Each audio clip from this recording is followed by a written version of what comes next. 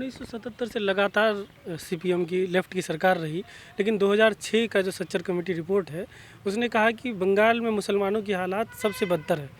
तो क्या बंगाल के मुसलमानों के लिए लेफ्ट ने क्यों नहीं कुछ किया? ये जो सचार कमेटी रिपोर्ट दिया था, इसी रिपोर्ट को हम लोग थोड़ा बहुत बोले थे उन लोगों को कि ये जो परसेंटेज आप लोग निकाले हैं ये भी थोड़ा सा आप लोगों का हिसाब में कैलकुलेशन में गलत है। सच्चर कमेटी रिपोर्ट के बाद आपको नहीं लगता है लेफ्ट से मुसलमान खिसक गए टीएमसी की तरफ चले? हाँ, ये बिल्कुल सही है, ये बिल्कुल सही है। एहसास हुआ कि हमारे लिए कुछ नहीं हुआ? नहीं, वो बात नहीं है। कुछ लोगों का कहना है कि हम लोग नास्तिक है, कम्युनिस्ट लोग नास्तिक है, ये गलत है। ये कम्युनिस्ट पार्टी में कहीं लिखा हुआ नहीं।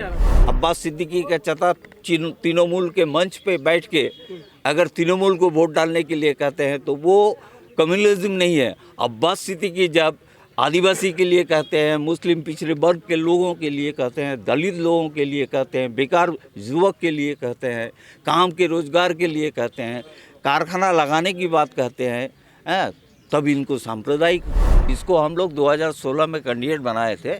वो हमारे पार्टी के साथ, हमारे वामफ्रंट के साथ गद्दारी भी किया कि चुनाव में हारने के बाद वो जो माहौल बना था बंगाल में, तो हमारे चोपड़ा के जो कैंडिडेट थे वो भी जाके टीएमसी में शामिल हो गए। तो 2011 के बाद यहाँ तो जमहूरियत कायम नहीं है, यहाँ लोग वोट नहीं दे पा रहे हैं।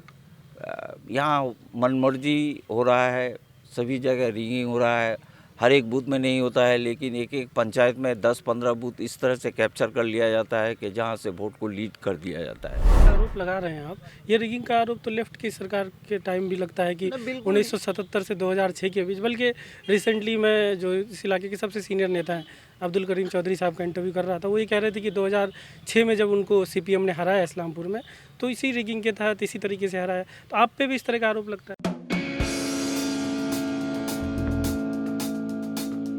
মোর্চা জিন্দাবাদ এই তো প্রায় সন্তান ফিরিয়ানা দিল আনা লোকে কাস্তা হাতুড়ি তারা চিনে ভোট দিন ভোট দিন বাঁচতে ভোট দিন বাঁচতে আমার ভোट তোমার ভোट। उत्तर दिनाजपुर जिले के चोपड़ा विधानसभा में अभी हम हैं। हमारे साथ सीपीआईएम के कैंडिडेट अनवारुल हक साहब हैं। 2006 में विधायक भी रह चुके हैं चोपड़ा के। 2011 में दोबारा पार्टी ने इन्हें कैंडिडेट बनाया था और इस बार तीसरी बार पार्टी ने इन पर भरोसा किया है। सीपीआईएम, कांग्रेस और आईएसएफ का जो महाजोट है उसके कैंडिडेट बनाए गए हैं अनवारुल हक साहब। सीधे सवाल लेते हैं। अनवारुल हक साहब, सबसे पहले हम थोड़ा आपका बैकग्राउंड जानना चाहेंगे। आप कहाँ से आते हैं, आपका परिवार किस तरह का है और राजनीति में कब से? सबसे पहली बात है कि हम तो इसी चोपड़ा के हफ्तियागच नाम से एक गांव है जहां हमारी पैदाइश है और वहीं पर हम परवरिश हुए हैं। और मेरा जो स्कूल लाइफ है वो क्लास 5 से ग्रेजुएशन इस्लामपुर कॉलेज से ही हम किए हैं। बाकी रहा कि हमारे जो वालिद साहब या हमारे जो ख़ानदान के लोग हैं वो सब हफ्तियागच ही में रहते हैं, वहाँ खेती बाड़ी है, सब वहीं से हम लोग बड़े हुए हैं। और बाकी पॉलिटिक्स में आना मेरे लिए ये खुशी की बात है कि जब हम 68-69 साल में जब हम क्लास 5-6 में पढ़ते थे तब हायर सेकेंडरी स्कूल हम लोगों का तो नहीं था, इस्लामपुर हाई स्कूल था। उसी हाई स्कूल में हम पढ़ने के लिए गए थे। वहीं हमारे जो छात्र नेता थे, जो लोग अभी फ़िलहाल वो मर गए हैं, इंतकाल कर चुके हैं, कॉमरेड सुवीर विश्वास नाम से था। उसके बाद सपन गुह नियोगी, मनोरंजन दास, हिमांशु सरकार, ये लोग हमारे स्टूडेंट फेडरेशन ऑफ इंडिया के लीडर थे। उन्हीं लोगों के आकर्षण में हम एसएफआई के साथ जुड़े और उसके बाद से ये सिलसिला शुरू जो हुआ तो लगभग छात्र आंदोलन के साथ साथ युवा आंदोलन में हम अपने आप को शामिल किए। उसके बाद हम भारत की हमारी जो communist party CPIM, communist party of India Marxist, 78 साल में हम सबसे पहले मेंबरशिप हम लोगों का जो पार्टी का होता है वो 78 साल में इस पार्टी का मेंबरशिप लेने के बाद हम अब तक इसी पार्टी को अपना वसूल बना के अपना लाइफ गुजार रहे हैं। 1978 से सीपीआईएम से चुनाव में कब कब लड़े, कौन कौन सा चुनाव? चुनाव में सबसे पहली बात है कि चुनाव में हम किसी पंचायत या किसी जिला परिषद में हम खड़े नहीं हुए थे। सेकेंड टाइम 1992 साल में हम पंचायत समिति में खड़े हुए थे और वहाँ से जीत के हम चोपड़ा जो पंचायत समिति है हम लोगों का बिल्ली ऑफिस में जो होता था, पंचायत समिति के सभापति बने थे। ये हमारी चुनाव के सिलसिले में ये सबसे पहला कदम मेरा था। उसके बाद फिर हम गैप दिए, पंचायत में नहीं गए, ऑर्गेनाइजेशन में थे। फिर उसके बाद में हमको जिला परिषद में नॉमिनेशन, दूसरा गैप होने के बाद में फिर जिला परिषद का मेंबर बने। जिला परिषद बनने के बाद उस वक्त हम लोगों का जिला भाग नहीं हुआ था, एक ही जिला में हम लोग थे। दिनाजपुर बोल के जो जिला था, बालूरघाट में हम लोगों का हेड ऑफिस था। तो उसके बाद फिर वो 5 साल कटने के बाद फिर हम ऑफ किए, फिर ऑर्गेनाइजेशन के पार्ट में चले गए। उसके बाद में हमारे यहाँ एक जिला परिषद के मेंबर थे, वो भी इंतकाल कर चुके हैं, कॉमरेड भवेश सिंह। उसके अचानक इंतकाल होने के बाद में फिर हमको वहाँ बाई इलेक्शन में खड़ा किया गया और बाई इलेक्शन में हम फिर जीते। जीतने के बाद पूरा टर्म रह नहीं पाए। उसके बाद 2006 साल आ गया। 2006 साल में हमको फिर पार्टी नॉमिनेट किए यहाँ के विधानसभा क्षेत्र के लिए, एमएलए के तौर पर हमको चुनाव किया गया। फिर हम इलेक्शन में खड़े हुए और आप लोगों के कृपा से 2006 साल में फिर हम यहाँ जीत हासिल किए और उसके बाद हमको जो वामफ्रंट सरकार बनी थी, उसी वामफ्रंट सरकार के हम मंत्री भी बने थे। 5 साल गुजारने के बाद फिर सेकेंड टाइम हम लोग यहाँ फाइट किए थे, हम ही को कैंडिडेट बनाया गया था। उसके बाद उस इलेक्शन में हम लोग हार गए। उसके बाद वाला जो इलेक्शन हुआ 2016 में जो इलेक्शन हुआ, वहाँ हम लोग दूसरा कैंडिडेट को खड़ा किए थे। वो कैंडिडेट भी हम लोग हार गए थे। उसके बाद तो यही हालत है। फिर इस बार हमारी पार्टी जो माहौल बना है पूरे बंगाल में, पूरे हिंदुस्तान में, कि कांग्रेस, उसके बाद आईएसएफ और हम लोगों का वाम फ्रंट, वाम मोर्चा सब मिल के हम लोग जो संयुक्त मोर्चा बनाए हैं, इसी संयुक्त मोर्चा के नॉमिनेटेड फिर हमको मनोनीत किया है। यहाँ हम फिर इलेक्शन लड़ने के लिए तैयार हुए हैं, कैंपिंग चल रहा है। उम्मीद करते हैं कि इंशाल्लाह मानून इंसान हम सबों को फिर कामयाबी की तरफ लेके जाएंगे, ये उम्मीद है। 2016 में कैंडिडेट बदलने की ज़रूरत क्यों पड़ी? 16 साल में हम लोग ये सोच रहे थे कि एक नई उमंग पैदा करना चाहिए। हम लोग पुराने हो गए हैं, तो उम्र के साथ साथ हम लोग थोड़ा उम्र भी ज़्यादा हो रहा है, तो एक नया लड़का को खड़ा कर दे। अच्छा खासा वोट भी मिला था हम लोगों को उस टाइम, बराबर ही लगभग 2011 बराबर ही वोट मिला था। तो इस बार तो आपकी उम्र और 5 साल बढ़ गई, तो हाँ और बढ़ गई। उसके बाद में एक हादसा भी हो गया कि जिसको हम लोग 2016 में कैंडिडेट बनाए थे, वो हमारी पार्टी के साथ, हमारे वाम फ्रंट के साथ गद्दारी भी किया कि चुनाव में हारने के बाद वो जो माहौल बना था बंगाल में, तो हमारे चोपड़ा के जो कैंडिडेट थे वो भी जाके टीएमसी में शामिल हो गए। अपने आप को ठीक एक असूल पर खड़ा नहीं रख पाए, तो ये हमारे लिए एक बदकिस्मती है।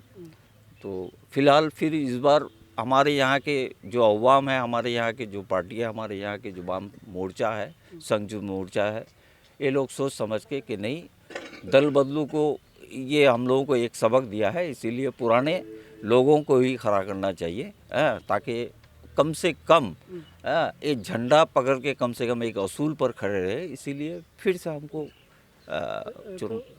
2011 में भी सीपीएम यहाँ हारी, 16 में भी हारी। फिर अगर लोकसभा का रिजल्ट देखें, जो दार्जिलिंग लोकसभा के अंदर आप लोग आते हैं, तो वहाँ पे अगर आप कांग्रेस और सीपीएम का वोट ऐड भी कर दें तो आप बहुत दूर तीसरे पे चले आते हैं। तो वहाँ से कैसे रिकवर करेंगे? कम से कम टीएमसी बीजेपी से ही 50,000 वोटों से आगे, आपसे तो लगभग 60,000 वोटों से। नहीं, वो तो है, इसलिए कि आपको 2011 के बाद यहाँ तो जमहूरियत कायम नहीं है, यहाँ लोग वोट नहीं दे पा रहे हैं। यहाँ मनमर्जी हो रहा है, सभी जगह रिगिंग हो रहा है, हर एक बूथ में नहीं होता है, लेकिन एक एक पंचायत में 10-15 बूथ इस तरह से कैप्चर कर लिया जाता है कि जहाँ से वोट को लीड कर दिया जाता है। आप लोग रिज़ल्ट का एनालिसिस करने से समझ जाएंगे कि हम लोगों के चोपड़ा में जो 10 पंचायत है, 10 पंचायत में से 3-4 पंचायत इस तरह का है कि वहाँ विरोधी बोल के कुछ नहीं है। एक एक बूथ में 1 ठो 2 ठो 4 ठो 5 ठो इस तरह का वोट होता है। वहाँ लोगों को वोट डालने के लिए जो सहूलियत होना चाहिए वो नहीं था। इसीलिए 2016 साल के बाद जितने भी वोट हुए हैं, यहाँ लोगों में एक दहशत है, यहाँ लोगों में एक गलत सोच है कि हम लोगों का वोट हम लोग दे नहीं पाएंगे। लास्ट 2018 में जो पंचायत वोट हुआ, 2018 का पंचायत में तो नॉमिनेशन तक नहीं करने दिया। यहाँ तक कि हम लोगों का नॉमिनेशन के लिए लोग जाते थे तो चोपड़ा के ब्रिज के इस पार ही उन लोगों से छीन लिया गया, मारपीट किया गया। कहीं कहीं अगर हम लोग नॉमिनेशन फाइल भी किए हैं तो वहाँ वोट कहीं कहीं वोट भी डलवाए हैं, लेकिन काउंटिंग हॉल में जाके पहुँच नहीं पाए। वहाँ बॉम्बिंग इत्यादि ये सब करके वो लोग हम लोगों को तहस नहस कर दिया है। इसीलिए 2019 में एक मौका था, लेकिन लोगों के अंदर जो दहशत है, लोगों के अंदर जो एक वहम पैदा हो गया है कि हम खुलेआम जो प्रचार करेंगे, खुलेआम जो लोगों के पास जाएंगे, तो ये डर था लोगों को। और वोट भी देने के लिए बहुत कम परसेंटेज ऑफ वोट बहुत कम हुआ है। और 2019 में भी लोकसभा में यहाँ कुछ बूथों को वो लोग रिगिंग किया था, जिसके वजह से हम लोग कुछ कर नहीं पाए थे। अभी जो पोजीशन है 2021 में जो ये असेंबली का इलेक्शन होने जा रहा है, अगर निर्वाचन कमीशन, इलेक्शन कमिश्नर अगर यहाँ सही तौर पर अगर इलेक्शन करना चाहे तो लोगों की जो रुझान है, लोगों की जो दिली ख्वाहिश है, लोगों में जो जज्बा है, लोगों में जो गुस्सा है कि हम आज 10-12 साल से हम लोग वोट नहीं डाल पाते हैं, ये अगर उन लोगों को मौका मिल जाता है तो वो लोग उम्मीद है कि वोट अच्छी तरह से डाल रिगिंग सकें। का आरोप लगा रहे हैं आप, ये रिगिंग का आरोप तो लेफ्ट की सरकार के टाइम भी लगता है कि 1977 से 2006 के बीच, बल्कि रिसेंटली मैं जो इस इलाके के सबसे सीनियर नेता हैं अब्दुल करीम चौधरी साहब का इंटरव्यू कर रहा था, वो ये कह रहे थे कि 2006 में जब उनको सीपीएम ने हराया इस्लामपुर में, तो इसी रिगिंग के तहत इसी तरीके से हराया। तो आप पे भी इस तरह का आरोप लगता है? नहीं, गलत बात है। इसलिए कि आप देखिएगा, एनालिसिस कीजिए, चोपड़ा 1977 साल से लेकर 2000 आपको लास्ट पंचायत तक हम लोग जब पंचायत समिति गठन किए हैं, 8 पंचायत है इस ब्लॉक में, 8 पंचायत में कभी भी 5 से ज़्यादा हम लोग सीपीएम का पंचायत नहीं, 5 से ज़्यादा कभी नहीं किए हैं। 2, 3, 4 इस तरह का पंचायत कांग्रेस के नेतृत्व में हुआ है। तो रिगिंग होने से तो 3-4 पंचायत नहीं होता। पंचायत समिति में देखिए कि एक मरतबा ऐसा हुआ है कि मैं ये कह रहा हूँ कि आपके समय में होता था कि नहीं, जब लेफ्ट नहीं, बिल्कुल नहीं। वहाँ लोग आम तौर से वोट देने के लिए एक उत्सव के जैसा वो लोग माहौल पैदा करते थे। हाँ, कहीं कहीं कांग्रेस जीता है। ये एनालिसिस करने से आप लोगों को लास्ट 15-20 साल का अगर एनालिसिस करेंगे तो पता चलेगा आप लोगों को कि यहाँ रिगिंग बोल के कोई चीज़ नहीं था। लोग नहीं जानते थे कि वोट को रिगिंग किया जाता है, बूथ को कैप्चर किया जाता है, ये किसी को मालूम नहीं था। ये 2011 के बाद से ये माहौल पैदा हुआ है चोपड़ा में हम लोग का खास करके। नहीं तो आप लोग एनालिसिस देखिए कि यहाँ पंचायत एब्सोल्यूट मेजोरिटी कभी भी पंचायत समिति में नहीं हुआ है। 5, 6, 4 इस तरह से पंचायत हम लोग लिया है, कांग्रेस लिया है। पंचायत समिति में देखा गया है कि हम लोग 14-15 मेंबर हैं तो वो लोग 10 मेंबर है, इस तरह से वोट हुआ है। 2006 से 11 के बीच जब आप विधायक रहे और मंत्री भी रहे, तो उस दौरान आपके द्वारा किए गए जो काम है वो कुछ गिना सकते हैं? काम तो बहुत है, इसलिए कि हम चोपड़ा सबसे पहले पीएचई में हम पहले 3 साल काम किए। पीएचई में जब हम जिम्मेदारी लिए तो इस इलाके के लिए हमारे यहाँ जो पीने का पानी सप्लाई के लिए 4 टैंक हम लोग लगाए। वाटर सप्लाई का स्कीम 4 सबसे ज़्यादा, एक स्कीम में 11,000-12,000 लोगों को पानी दिया जाएगा। ये कंप्लीट करने में थोड़ा टाइम लगा है, लेकिन ये लोग चालू नहीं कर पाया, बाद में आके जो गवर्नमेंट आ गई। उसके बाद में यहाँ हम लोगों का जो रास्ता, ये सब जिला परिषद को रुपया देना, हम लोग का फंड से जो यहाँ तक कि हम पंचायत को भी रुपया दिए हैं। हर एक पंचायत को, हालांकि कांग्रेस का पंचायत था लेकिन वो लोग को भी रुपया दिए हैं। हर स्कूल का डेवलपमेंट के लिए एक्स्ट्रा क्लासरूम के लिए पैसा दिए हैं, लाइब्रेरी सबको हम लोग किताब खरीदने के लिए पैसा दिए हैं। इस तरह के काम बहुत सारे काम हुआ है हमारे यहाँ। जो नहीं हुआ है इस तरह का नहीं, ये इसी इलाके में कच्चाकाली जो ब्रिज एक बार टूट गया था, ये हम लोग उत्तरबंग, उस टाइम में एक उत्तरबंग उन्नयन परिषद था, उसी उत्तरबंग उन्नयन परिषद से हम लोग यहाँ उसको सैंक्शन करवाए थे। सैंक्शन करवाने के बाद उस ब्रिज का काम भी शुरू करवाए थे। हम लोग इस तरह से काम किए हैं, लोगों को लेकर काम किए हैं। इस बार आपके पास क्या विज़न है इलाके के लिए? इस बार तो सबसे पहले है कि हम लोगों को कहते हैं, हम लोगों का जो मैनिफेस्टो में जो हम लोग इश्तेहार जो प्रकाश किए हैं उसमें हम लोग बोल दिए हैं कि क्या करना चाहते हैं हम लोग। सबसे पहली बात है कि हम लोगों को यहाँ रोज़गार का सवाल सबसे ज़्यादा है। यहाँ कॉल कारखाना होना चाहिए, इंडस्ट्री होना चाहिए। यहाँ के लिए हमारे इस इलाके में चाय की जो खेती है ये हम लोग 70 से 80 साल के अंदर में हम लोग कायम किए थे। यहाँ बहुत सारे फैक्ट्री बने हैं, लेकिन टीएमसी वाले 10-11 साल में यहाँ का चाय का जो बड़े बड़े कंपनी आए थे सबका काम बंद कर दिया है, बागान को लूटपाट कर लिया है। अभी भी कुछ बागान ये लोग बंद करके रखे हैं, 5-6 बागान हमारे इलाके में बंद है।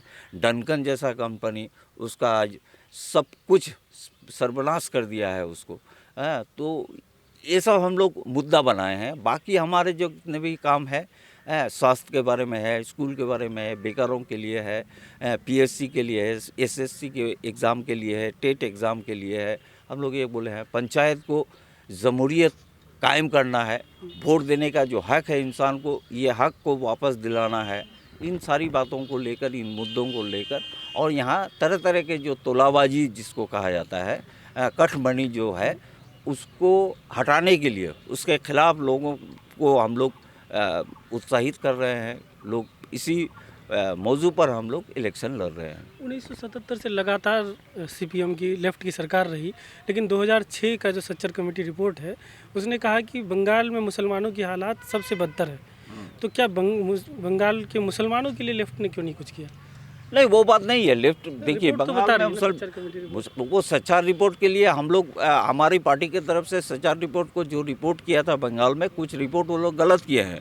हम लोग बोले हैं कि आप भूमि संस्कार कमेटी रिपोर्ट ही गलत है। नहीं, कुछ हिस्से में जिस तरह के भूमि संस्कार के बारे में, हमारे यहाँ भूमि संस्कार जो हुआ था, इतना लैंड रिफॉर्म पूरे हिंदुस्तान में कहीं नहीं हुआ है जितना हमारे बंगाल में हुआ था। यहाँ हम लोग लैंड जो किए थे, लैंड रिफॉर्म जो किए थे, उसमें महिलाओं को युक्त किए थे हम लोग। हाँ, यहाँ शेड्यूल ट्राइब को हम लोग युक्त किए थे। यहाँ जो लोग अल्पसंख्यक लोग, जो लोग मुसलमान हैं, उन लोगों के लिए हम लोग जो काम किए थे। उर्दू एकेडमी कौन बनाया था? लेफ्ट ऑन बनाया था।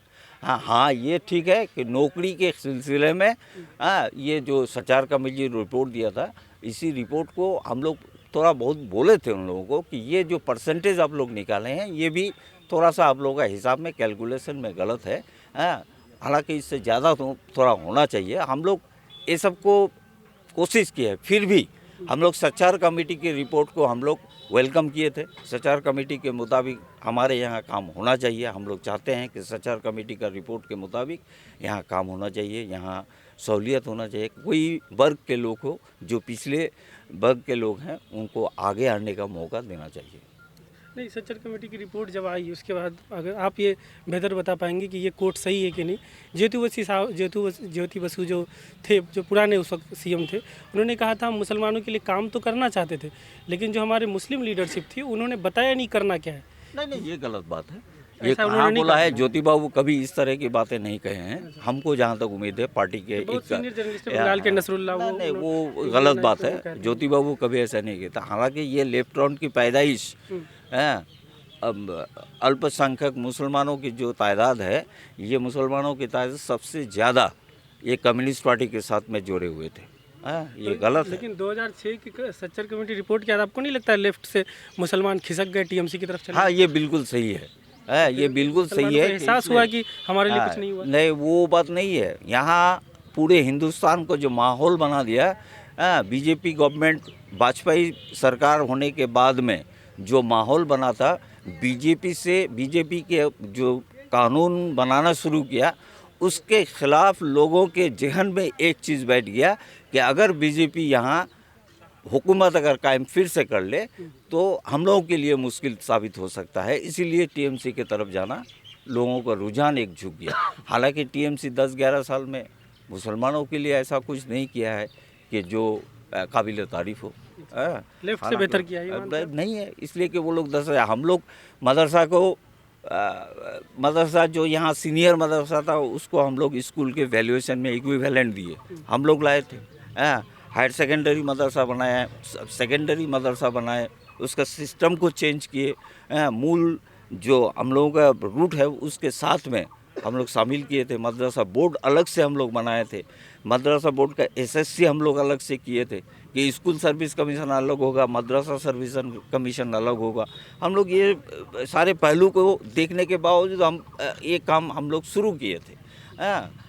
हालांकि ममता बनर्जी बोला था कि 10,000 मदरसा करेंगे, लेकिन एक भी मदरसा उनकी हुकूमत में नहीं कर पाई। हम लोग जो भी किए थे वही है अब तक। और हम लोग जो चेंजिंग लाए थे मदरसा एजुकेशन में, इसका एकेडमी बनाना, इसका अलग से एसएससी बनाना, इसको अलग से एक इम्पोर्टेंस देना, इक्विवेलेंट स्कूल एजुकेशन के साथ इसका इक्विवेलेंट देना, ये सारे काम तो हमारे वाम फ्रंट के टाइम में ही हुआ है। आखिरी सवाल लेंगे, क्योंकि लेफ्ट हमेशा रिलीजियस आइडेंटिटी से थोड़ा अलग रही है कि ओपनली जो है पॉलिटिक्स रिलीजन के नाम पे नहीं होना चाहिए, लेकिन इस बार के मैनिफेस्टो में आप क्लियरली लिख रहे हैं every citizen will have right to practice his और हर रिलीजन। ये जो सीपीएम का मैनिफेस्टो है, उसके अलावा आप जो पीरज़ादा अब्बास सिद्दीकी की पार्टी है उनसे आप ओपन एक अलाइंस करते हैं, तो आपको लगता है कि आप सीपीएम जो लेफ़्ट का फॉर्म है, लेफ़्ट की जो आइडियोलॉजी है वो थोड़ा डाइल्यूट हो गया है, अब उसमें आप मिलावट करने को तैयार हैं? नहीं, गलत बात है। इसलिए कि देखिए, आप कार्ल मार्क्स को उठा के देखिए। कार्ल मार्क्स उनकी एक बुक्स में लिखे थे कि ये कम्युनिस्ट पार्टी और रिलीजन क्या है, इसके बारे में लिखे थे। वो क्लियर कट लिखे थे कि रिलीजन एक अलग चीज़ है और कम्युनिस्ट पार्टी एक अलग चीज़ है। उसके बाद में कॉमरेड लेनिन उसका एनालिसिस किए हैं, अच्छी तरह से किया। हम आपको रेफरेंस भी दे सकते हैं, हमारे पास है अभी भी रेफरेंस, मोबाइल से आपको दे सकते हैं कि कौन सी किताब में लिखे हैं। लेनिन क्लियर कट बोले थे कि state revolution, state and religion ये अलग चीज़ है, ये दोनों अलग चीज़ है। बोले थे कि एक स्टेट सेकुलरिज्म कब कहा जाएगा कि स्टेट का जो रुझान होना चाहिए वो कोई रिलीजन बेसिस में नहीं होना चाहिए। वो रिलीजन बेसिस में नहीं होगा, सब रिलीजन के लोग रहेंगे, सब काम करेंगे। हालांकि उसके बाद में कॉमरेड लेनिन के इस एक्सप्लेनेशन के बाद में क्यूबा में जब इनकलाब हुआ, क्यूबा में इनकलाब होने के बाद फिदेल कास्ट्रो जब वहाँ के राष्ट्रपति बने, तो फिदेल कास्ट्रो ने भी एक किताब लिखी है, उसमें भी ये कम्युनिस्ट पार्टी क्या है और रिलीजन क्या है इसके एक्सप्लेनेशन किए हैं। हालांकि कुछ लोगों का कहना है कि हम लोग नास्तिक हैं, कम्युनिस्ट लोग नास्तिक है, ये गलत है। ये कम्युनिस्ट पार्टी में कहीं लिखा हुआ नहीं है। जैसे कि होता है कि नेता ओपनली मंदिर जा रहे हैं या ओपनली ईद के और इफ्तार की पार्टी कर रहे हैं, उस तरीके उस चीज़ों से कम्युनिस्ट लोग अब तक बचते थे, लेकिन इस बार लग रहा है कि आप भी उसी रास्ते पे चल पड़े। नहीं, वो गलत बात है। हम लोग किसी को नहीं कहे हैं कि आप नमाज मत पढ़िए, आप मंदिर में मत जाइए। इलेक्शन के वक्त अगर एक दिन में आप 5 मंदिर जाते हैं और इलेक्शन के वक्त अगर आप इफ्तार पार्टी में कभी जाते भी नहीं है। अब इस बार लग रहा है कि अब अगले आप शायद धीरे-धीरे। और आप जो आईएसएफ के बारे में बोले, आईएसएफ कोई रिलीजन ऑर्गेनाइजेशन नहीं है, वो एक मंच बनाया है जिसमें 8 संगठन उनका भी युक्त है। और वो जितने सारी उनके मैनिफेस्टो आप लोग पढ़ के देखिए, हम लोग पढ़े हैं। पार्टी जो बनी है उनका मेन तो यही चीज़ है ना कि मुस्लिम्स के साथ, बंगाल के मुस्लिम्स के साथ जो है अब तक अन्याय हुआ है, उनको न्याय नहीं।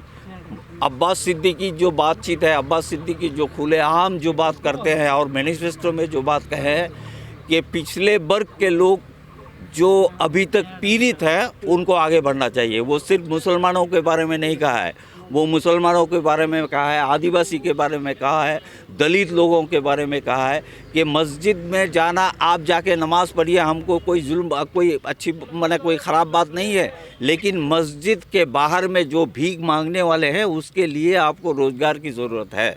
अगर अब्बास सिद्दीकी इन सारी बातों को अगर काम के बारे में, अगर रोज़गार के बारे में अगर कहे तो ये कहाँ कम्युनलिज्म की बात है। आदित्य जोगी अगर सारे आम कहे कि मुसलमानों को ये कर दो, मुसलमानों को ये कर दो। हाँ, और उनके चचा अब्बास सिद्दीकी के चचा तृणमूल के मंच पे बैठ के अगर तृणमूल को वोट डालने के लिए कहते हैं तो वो कम्युनलिज्म नहीं है। अब्बास सिद्दीकी जब आदिवासी के लिए कहते हैं, मुस्लिम पिछड़े वर्ग के लोगों के लिए कहते हैं, दलित लोगों के लिए कहते हैं, बेकार युवक के लिए कहते हैं, काम के रोजगार के लिए कहते हैं, कारखाना लगाने की बात कहते हैं, तब इनको सांप्रदायिक एक दल कहते हैं। अब्दुल करीम चौधरी साहब कहते हैं कि ये अल्लाह ताला की नाफरमानी है कि एक पीरज़ादा एक पॉलिटिकल पार्टी बना। गलत बात है, गलत बात है। वो तो अपने अपने अपने जो असूल है उनको तो वो ठुकराया नहीं है। वो अपने आप पर काम करते हैं कि बाकी मज़हब क्या सिखाते हैं, मज़हब क्या टकराव सिखाते हैं। इस्लाम मज़हब तो ये नहीं सिखाया कि आप दूसरे को कत्ल कीजिए या दूसरे को, हम तो अमन और चैन, इस्लाम का मतलब ये है कि अमन और चैन कायम रखना है, ईमानदारी काम करना है। तो वो अब्बास सिद्दीकी आज जो पिछले वर्ग के लोग हैं, जो समाज में गिरे हुए नीचे तबके के लोग हैं, उसको ऊपर उठाना ज़रूरी है। इनके लिए हक की जो बात है वो बोल रहे हैं। वो तो ऐसा नहीं बोले हैं, अब्बास सिद्दीकी ऐसा नहीं है कि हज के लिए तुमको ज़्यादा पैसा देना पड़ेगा, सब्सिडी ज़्यादा देना पड़ेगा, मुअज्जिन का भाता तुमको बढ़ाना पड़ेगा, इमाम भाता तुमको बढ़ाने पड़ेगा। एक भी शब्द, एक भी सवाल वो नहीं किया है कि इस्लाम इससे भरपा हो। यही गलत। ठीक, ठीक, थैंक यू।